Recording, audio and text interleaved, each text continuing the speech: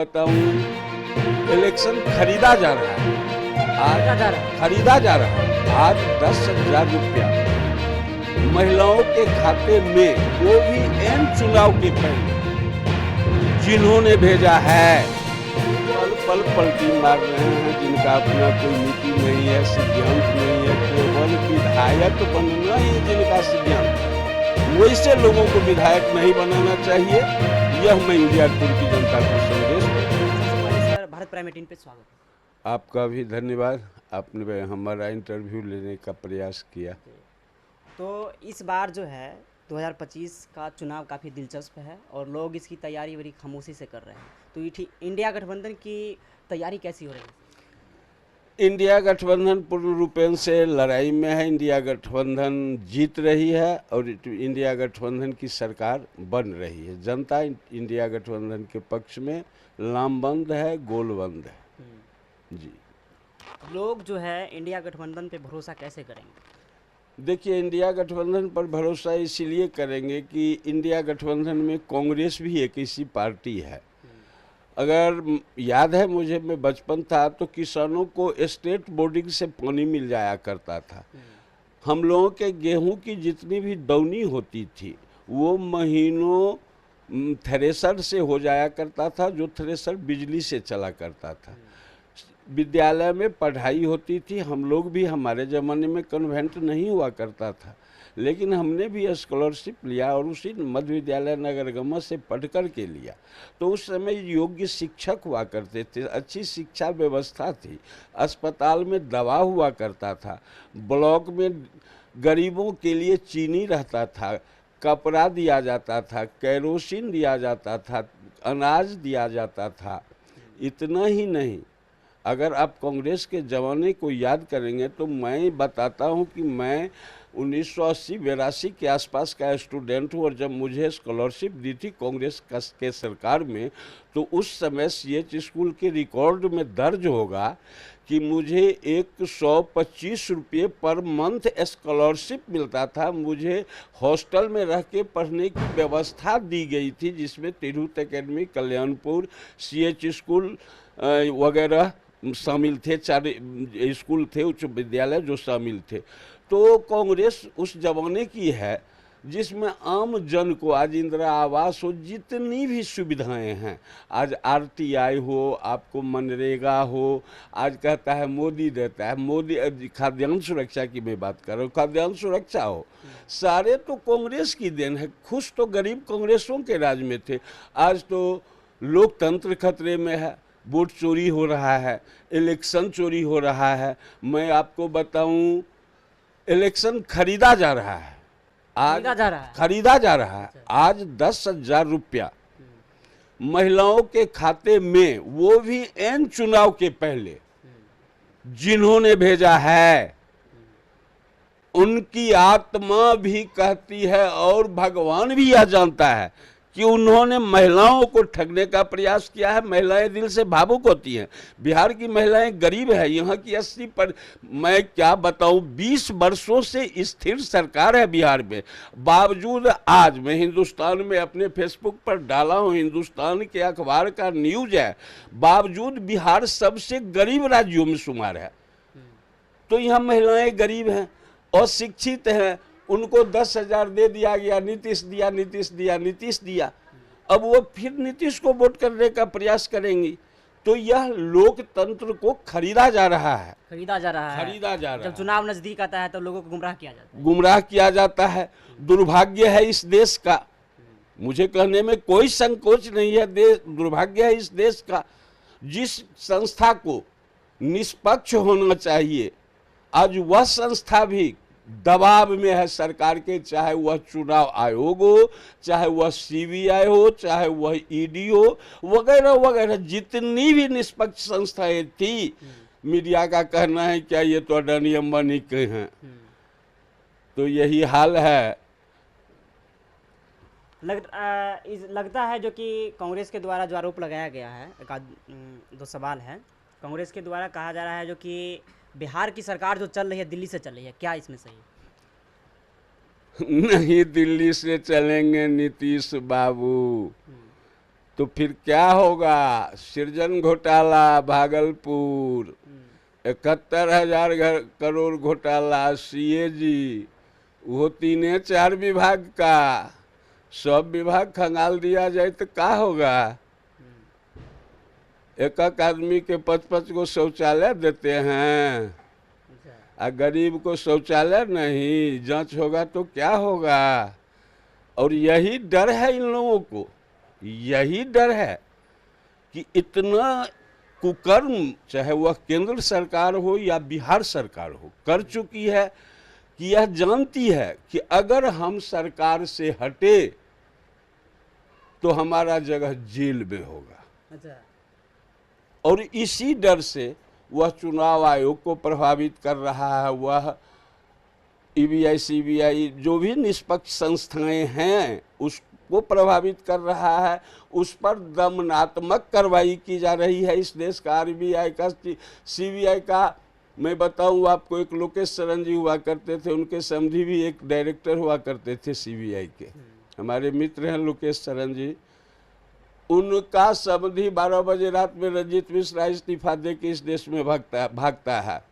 इस देश के आरबीआई का गवर्नर इतिहासकार बनता है, कौनदास जी बने थे, तो नचनिया गवनिया सबको बना दिया है फिल्म इंडस्ट्रीज का मालिक, अब फिल्म इंडस्ट्रीज वाला सब कोई लोग भेज दिया है नचनिया गवनिया के यहाँ। खैर चलिए, उनका परिणाम इनको भोगना होगा। अच्छा, मैं उजियारपुर विधानसभा में थोड़ा आ जाता हूँ। उजियारपुर विधानसभा में क्या स्थिति है? उजियारपुर विधानसभा का लोकप्रिय बेटा है, घर का बेटा है, जन जन का नेता है, आलोक कुमार मेहता। और आलोक कुमार मेहता इस बार अच्छे मतों से जीतेंगे, क्योंकि एनडीए का जो मुख्य उम्मीदवार है, एनडीए में 2 उम्मीदवार मैं कहूँगा, उपेंद्र कुशवाहा जी अपने आप को बीजेपी कह के चुनाव लड़ रहे हैं। जी बिल्कुल, तो लड़ रहे हैं, और बीजेपी के लोग ही, खासकर युवा, निश्चित रूप से उपेंद्र कुशवाहा के साथ है बीजेपी का युवा, तो उपेंद्र कुशवाहा जी भी बीजेपी के उम्मीदवार, इधर पंकज जी भी एनडीए के घोषित उम्मीदवार।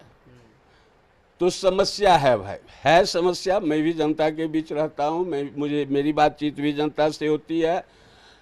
एनडीए के जो घोषित उम्मीदवार हैं वह इस बार पहचान बनाने के संकट से जूझ रहे हैं, और पहचान बनाने के संकट से जूझते जूझते ही वो इस बार निपट भी जाएंगे। बिल्कुल। लोग कहते हैं जब वो क्षेत्र में निकलते हैं तो लोग पहचानते भी नहीं हैं उनको, कहते हैं पिताजी का नाम कहना पड़ता है तब प्रशांत पंकज को पहचाना जाता है। क्या लगता है? सच्चाई है, सच्चाई है। मैं पंकज जी को कहना चाहूँगा कि आप क्षेत्र में रहिए, आप क्षेत्र में जाइए, व्यवसाय अपने जगह है, कमाता मैं भी हूँ, मैं भी अपने धंधे पर जाता हूँ, आप भी धंधा करें। लेकिन जनता अब जागरूक हो चुकी है, शिक्षित हो चुकी है, वह समझती है कि आपको बस वही, ये नहीं चलने वाला है ना, ये नहीं, आपको क्यों जनता वोट दे, जनता क्यों वोट देंगे, जनता आपको क्यों वोट दे, क्या आपने किया है? एक दुब भी लगाया है अभी तक उजियारपुर में? आपने नहीं लगाया है। आप पिताजी के भरोसे चलोगे तो कम से कम आपके पिताजी दलसिंह सराय में रहते थे, दलसिंह सराय में समय देते थे, दलसिंह सराय के लोगों से मिलते थे, सुख दुख में अपने तरीके से साथ रहते थे। तो दलसिंह सराय की जनता आपके पिताजी पर भरोसा किया। हमारे विजय बाबू जैसे आदमी को आपके पिताजी ने बुरी तरह से और बेहिसाब मतों से हरा दिया। लेकिन फिर क्या हुआ? क्या लगता है इस बार जो चुनाव है, जो उजियारपुर की जनता है, वो जनता किधर वोट करेंगे? और क्या लगता है जो बार बार मतलब लगातार जो मार रहे हैं बाजी हमारे माननीय आलोक कुमार मेहता जी, तो क्या लगता है इस बार भी बाजी मार के निकलेंगे अच्छे मतों से? देखिए, मैं इसको बाजी मारना नहीं कहूँगा, लेकिन अगर आलोक कुमार मेहता की जीत उजियारपुर से नहीं होती है तो इसके लिए उजियारपुर की जनता भी अपने आप को माफ़ नहीं करेगा, क्योंकि मैं जानता हूँ मैं जानता हूँ, मेरे दर्जनों पोस्ट हैं फेसबुक पर, आप पाएंगे आलोक मेहता जन जन का नेता है, वो आपकी सुनता है, आप जरूर। अब होता क्या है कि जनता की कुछ ऐसे समस्याएं भी होती है जिसको हम लोगों को इग्नोर करना होता है। आप किसी का मर्डर करके आ जाएं और कहें नेताजी हमको बचा लीजिए, क्या परिस्थिति होगी मेरी उस समय, क्या ये पॉसिबल तो है ही नहीं। क्या करूंगा मैं। तो कुछ ऐसी बातें होती हैं, लेकिन आलोक मेहता जन जन का नेता हैं, वो जीतेंगे और भारी मतों से जीतेंगे। बछवाड़ा विधानसभा क्षेत्र में हम देख रहे हैं जो कि एक कांग्रेस का भी पार्टी खड़ा हो रहे हैं और राजद का भी पार्टी खड़ा हो रहा है, ऐसा क्यों होता है? मैं कल शिव प्रकाश गरीबदास भाई के प्रचार में जा रहा हूं, उनसे मिलने का भी मेरा सुबह में कार्यक्रम है। और देखिए, शिव प्रकाश गरीबदास समझना होगा, आज मैं बताऊं, अखिलेश यादव भी इस देश का एक खासा चेहरा है। उन्होंने राहुल गांधी के साथ सही से उत्तर प्रदेश में कैंपेन किया, तो योगी जी को खदेड़ने में हम लोग सफल रहे। लोकसभा चुनाव में हमने योगी जी को बुरी तरह हराया, जो योगी अपने आप को हिंदू सम्राट कहते हैं, हमने उनको खदेड़ा और बुरी तरह खदेड़ा। तो ये एक कॉम्बिनेशन था। आप गौर करेंगे लोकसभा यूपी के चुनाव पर, तो राहुल गांधी और अखिलेश यादव की जो भी सभाएं हुई, अक्सर सभा में दोनों नेता साथ होते थे। लेकिन पिछले बार बिहार में ऐसा नहीं हुआ। तेजस्वी यादव जी की सभा अलग होती रही, राहुल जी भी 2-4 बार आए, उनकी अलग सभा होके चली गई। अच्छे अच्छे नेता, बड़े बड़े नेता चुनाव प्रचार तक में नहीं निकल सके। तो हम जीतते जीतते थोड़ा सा, जो हम समीक्षा सही करेंगे तो यही हम पाएंगे कि थोड़ी कमी जो हम में रह गई थी, जिसके कारण हम लोकसभा में पिछड़े। आखिर जब दोनों एक है तो फिर उतरने का रीजन क्या हो सकता है? देखिए, ये अपने अपने क्षेत्रीय दलों का स्वार्थ है। अब मैं आपको बताऊं, ये तो शीर्ष नेतृत्व का मामला है। हम लोग शीर्ष नेतृत्व से बंधे होते हैं, जो आदेश होगा उसका पालन करने को दिल से तैयार रहते हैं। चाहे, चूंकि सीधी बात है, चूंकि हमारी अपनी समझ है कि लाख हम स्कॉलर हैं, लेकिन हमारा जो शीर्ष नेतृत्व है वो निश्चित रूप से हमसे बहुत ज़्यादा होशियार है। तो वो जो आदेश करता है हम लोग पालन करते हैं। लेकिन ये कैसा गठबंधन है, इसके लिए मैं खास करके तेजस्वी जी से भी अपील करूंगा और राहुल गांधी जी से भी अपील करूंगा कि मामला इतना न बढ़ जाए कि जनता में गलत संदेश पैदा हो ले और उसका नुकसान पुनः इंडिया गठबंधन को उठाना पड़े। इसलिए कुछ सख्त होना चाहिए था शीर्ष नेतृत्व को। वैसे से गरीबदास जी जीत रहे हैं, पिछली बार भी वो बेचारा निर्दलीय चुनाव लड़े थे और 40,000 के आस कुछ 100 वोटों से हार गए थे।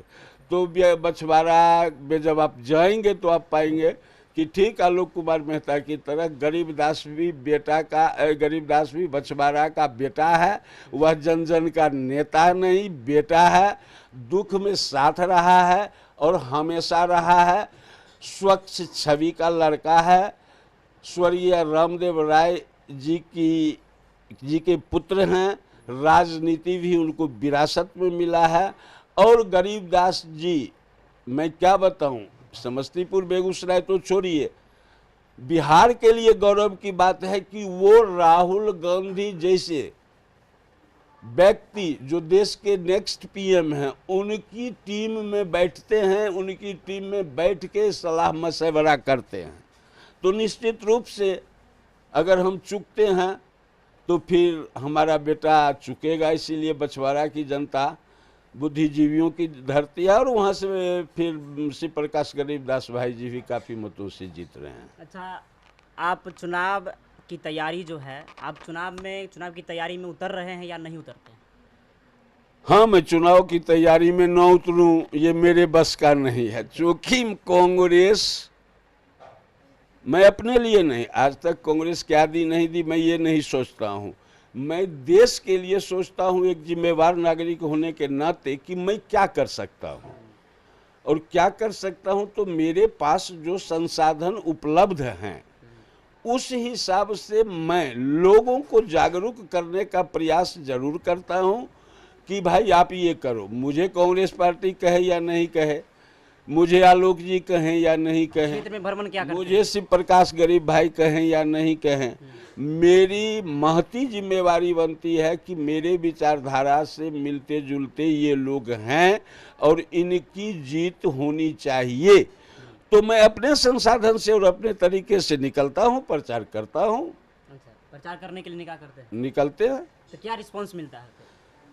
देखिए, जनता वही, अगर वोट चोरी और इलेक्शन चोरी न हो तो इंडिया गठबंधन इस बार 150-155 के करीब सीट लाएगी। अच्छा, 155 के करीब लाएगी। अच्छा, पूरा भरोसा है अगर वोट चोरी न हो, अगर इलेक्शन चोरी न हो। नहीं तो कहे घुसपैठिया के नाम पर SIR हो, क्या वो घुसपैठिया मिला, कुछ लिस्टवा प्रकाशित करते। आज देखिए, सुप्रीम कोर्ट बोला है इनको, सुप्रीम कोर्ट ने मामला खत्म नहीं किया है। ये प्रजातंत्र है, चुनाव हो रहा है, ठीक है, सुप्रीम कोर्ट में मामला लंबित है। आज आप पूछिए बीजेपी के नेताओं से कि भाई 100-200 का भी नाम बताए जो घुसपैठिया मिला। आज उजियारपुर में भी अगर सुनी सुनाई बात पर विश्वास किया जाए तो लगभग 23-24 हज़ार के आसपास मतदाता कट गए हैं। अरे भाई, ये कौन कट गए? और इसका कोई लिस्ट नहीं है अभी तक। चुनाव आयोग मामला लंबित है तो कारण नहीं है, तो क्या बताया जाए इस देश में। तो अब देखिए, बावजूद हमारी सरकार बनेगी, बिहार में राहुल गांधी ने खुलासा किया है कि महाराष्ट्र और हरियाणा और कर्नाटक या राजस्थान के जैसे बिहार में वोट चोरी नहीं होने देंगे तो नहीं होने देंगे। और राहुल गांधी वह बब्बर शेर है, जो कहता है वह करता है। इसीलिए इस बार इनकी कोई नहीं चलेगी। और सिर्फ फुटअव्वल उनमें भी है, महागठबंधन की बात ही नहीं है। आज क्या है, आप उजियारपुर में ही देखिए ना, दो गो, एगो NDA के प्रशांत पंकज जी, एगो के साथ उपेंद्र कुशवाहा जी, और कुछ पलटू लोग भी हैं। जैसे नीतीश कुमार हैं पटना में, तो कुछ पलटू चाचा, कुछ पलटू भाई, कुछ पलटू दीदी, ये सब तो उजियारपुर में भी हैं। जैसे शीर्ष नेतृत्व जैसा रहेगा उसका तो कुछ संस्कार मिलना ही न मिलना है। तो यहाँ भी कुछ पलटू लोग हैं जो कभी दौड़ के प्रशांत पंकज जी के पास, तो कभी दौड़ के उपेंद्र कुशवाहा जी के पास, तो कभी दौड़ के नित्यानंद जी के पास। तो ये पलटने में ही खुद पलट रहे हैं, इनकी हार निश्चित है। अच्छा, मैं बात करूँ उजियारपुर विधानसभा क्षेत्र की, तो उजियारपुर विधानसभा क्षेत्र में जो है लगातार आलोक जी जीत रहे हैं। तो मुख्य 5 काम ऐसे बताए जो जनता के लिए किए होंगे। देखिए, आलोक जी के द्वारा जो काम किया गया है, लगभग दर्जनों उच्च विद्यालय में कमरों का निर्माण करवाया गया है, दर्जनों माने पंचायतों में पुस्तकालयों की स्थापना की गई है, गरीब बच्चों के पढ़ने के लिए चबूतरों की स्थापना की गई है। आज आप उजियारपुर के किसी गली मोहल्ले में निकल जाएं तो आपको सड़क अच्छा मिलेगा। आप अगर विद्यालय पर गौर करें तो विद्यालयों की स्थिति अच्छी मिलेगी। आज अगर आप अस्पताल में भी जाएं तो अस्पताल की भी स्थिति अच्छी मिलेगी। तो ये आलोक मेहता की देन है। इसको नीतीश कुमार नहीं देखने आते हैं, मंगल पांडे, इसको आलोक मेहता देखता है। ये आलोक मेहता का कमाल है कि इसके इलाके में जो भी व्यवस्थाएं हैं वह सही है। तो आलोक मेहता एक विधायक होने के नाते जो दे सकता है, अब वो विजय बाबू जैसे मंत्री तो है नहीं, वो तो संजय झा है नहीं, वो तो ललन बाबू है नहीं कि नीतीश जी को जो कहेंगे वही करेंगे। तो विजय बाबू बेचारे हमारे आलोक जी नहीं हैं।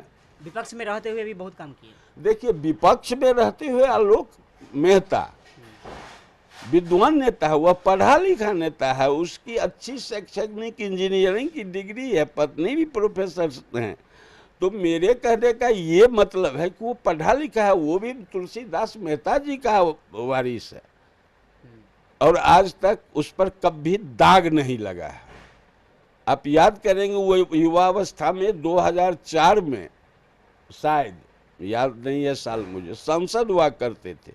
जब सांसद के आप उनके भाषणों के वीडियो को सुनेंगे तो लगेगा कि यह मंत्री नहीं मुख्यमंत्री इसको होना चाहिए था। अच्छा। तो ये काबिल आदमी है और काबिल होता है। टिकट खरीदने वाले से, ठेकेदार से, क्रिमिनल से, अब तो क्रिमिनल भी जीत रहा है, तो उसकी बात क्या करेंगे। तो अच्छा, उजियारपुर की जनता के लिए क्या कहेंगे?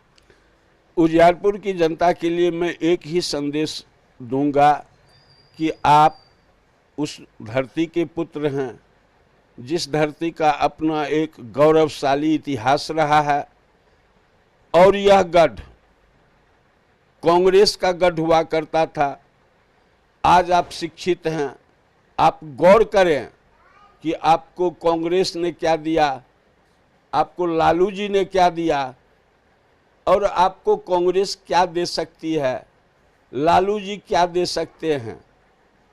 इस बात पर गौर करके आप अपना वोट कीजिए, न कि वैसे आदमी को वोट कर दीजिए जिसका कल तक समाज में कोई योगदान नहीं था और आज वह पटना का ट्रेन पकड़ने के लिए तैयार है। तो ये उजियारपुर के जनता की विफलता होगी। और खास करके रंग बदलने वालों का क्या कहना। आज दुर्गा बाबू हों, आज उपिंदर भाई हों, अरे नहीं उपिंदर भाई को टिकट दिया तो यार पार्टी में रहता, टिकट इस बार नहीं अगली बार। मैं भी टिकट का दावेदार था, कहाँ मुझे टिकट दे दी पार्टी, और कहाँ मैं कांग्रेस छोड़ के भाग गया। अगली बार तब वो भी अगुता गए, उनको भी एमएलए बनना है। इधर पंकज भाई पटने में बैठल बैठल अपन एगो कुशवाहा जी को, उपिंदर बाबू को मिला के टिकट वहाँ से लेके आ गए, भाई अब हमको भी एमएलए बना दो। दुर्गा भाई बीजेपी, उनको मैं विद्वान के रूप में जानता हूँ, उन्होंने क्षेत्र की सेवा भी किया है, मैं इस बात का भी कायल हूँ। लेकिन वो भी फिर ट्रेन पकड़ने के लिए जनसुराज का ट्रेन पकड़ लिए। तो जो पल पल पलटी मार रहे हैं, जिनका अपना कोई नीति नहीं है, सिद्धांत नहीं है, केवल विधायक बनना ही जिनका सिद्धांत है, वैसे लोगों को विधायक नहीं बनाना चाहिए। यह मैं उजियारपुर की जनता को संदेश दूंगा। और आलोक मेहता की बात करेंगे आप, तो आलोक मेहता वह चेहरा है जो अगर वह हारेगा भी तो वो एमएलसी बन के विधानसभा में रहेगा, इसकी गारंटी है। वो लालू जी के परिवार के बहुत करीबी हैं, बहुत करीबी हैं। कहा जाता है जो तेजस्वी यादव के गुरु भी कहा जाता है। तेजस्वी यादव के गुरु हैं या नहीं वो आप जानिए, लेकिन मैं इतना जानता हूं कि वो लालू यादव के परिवार के काफ़ी करीबी हैं, और शायद लालू जी भी उनको उतना ही प्यार करते हैं जितना आलोक जी लालू जी को करते हैं। और उनके पिताजी के समय से लालू जी का संबंध रहा है उस परिवार से। आलोक जी तो उस परिवार में बच्चा से रहे हैं, मैं जो सोचता हूँ रहे होंगे जब उनके पिताजी राजनीति करते होंगे। तो वो लालू का दुलारा भी हैं, तो इनको एमएलए एमपी मंत्री बनने का टेंशन नहीं है, लेकिन दिल से उजियारपुर से लगाव है, सेवा करते आए हैं और किसी को निराश नहीं किए हैं।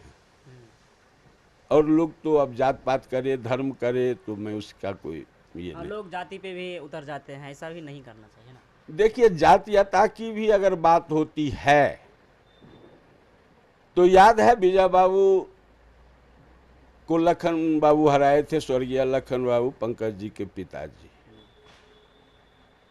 तो जो आज लोग पंकज जी के साथ घूम रहे हैं वो भी कुछ याद करेंगे कि उस समय का क्या दौर था दल सिंह सराय का, अपराध कहाँ था, शीश महल कहाँ था।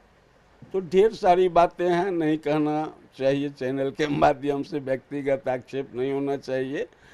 तो बस उजियारपुर की जनता शिक्षित है, समझदार है, कोई जातीय समीकरण नहीं। महागठबंधन तेजस्वी जी का भी ऐलान है, राजद A to Z की पार्टी है, और कांग्रेस तो वो पार्टी है कि आज जो भी बीजेपी वाले हैं पूछें अपने पिताजी से, अपने दादाजी से, वो कहाँ वोट करते थे? कांग्रेस को।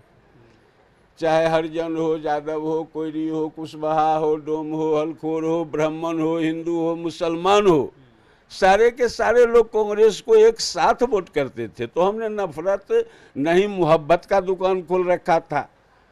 तो अब जब नफरत की दुकान खुल गई है तो लोग जात पात में बंटने लगे हैं। लेकिन उजियारपुर में ऐसा नहीं होगा। उजियारपुर में आलोक मेहता जी, मैं आपको क्या बताऊं, मैं भी ब्राह्मण हूं। आलोक जी इस पंचायत में चाहे मंत्री बनने के बाद भी या विधायक रहते हुए भी मेरे यहाँ दर्जनों बार आए हैं। मैं क्या समझूं? जबकि मैं तो वो नहीं हूं, मैं तो राजन नहीं हूं, मैं कांग्रेस हूं। क्यों आ जाते हैं? मैं ठेकेदार भी नहीं हूं, मैं चुनाव में उनकी कोई मदद भी नहीं कर सकता हूं। तो उनका एक व्यक्तिगत संबंध है। तो एक व्यक्तिगत संबंध है तो मैं कैसे समझूं कि वो ब्राह्मण विरोधी है? कोई ब्राह्मण जाके देखे, आज संतोष कुमार चौधरी है, ब्राह्मणों को का तो इतना ज्यादा वो मान सम्मान करते हैं कि मैं तो आपको कह न रहा हूं कि मैं इस बार उनको जबरदस्ती भी 2, 4, 5 ब्राह्मण बाहुल्य टोलों में ले जाऊंगा और आपको मीटिंग करके दिखाऊंगा कि उजियारपुर का ब्राह्मण भी कांग्रेस महागठबंधन, राजद महागठबंधन के साथ है तो है। मैं आपको दिखाऊंगा आने वाले समय में। बस आलोक जी हमको समय थोड़ा दे दें, और नहीं भी देंगे तब भी मैं आपको विश्वास दिलाता हूं। मैं अपने स्तर से जब प्रचार में जाऊंगा तो मैं आपको बताऊंगा कि मेरे साथ कैसे कैसे लोग हैं। चलिए, तमाम वो जानकारी देने का प्रयास किए हैं। इस वीडियो के माध्यम से आपका क्या विचार बनता है? अपनी विचार जो है, अपनी प्रतिक्रिया कमेंट बॉक्स के माध्यम से जरूर दीजिएगा। और सर, आप अपना एक छोटा परिचय बता दीजिए। मैं उदय केतु चौधरी, राहुल गांधी का बब्बर शेर, जिला सचिव कांग्रेस कमेटी समस्तीपुर, अध्यक्ष उच्चतर माध्यमिक विद्यालय नगरगामा और पेशे के लिए खाने के लिए अधिवक्ता दल सिंह सराय।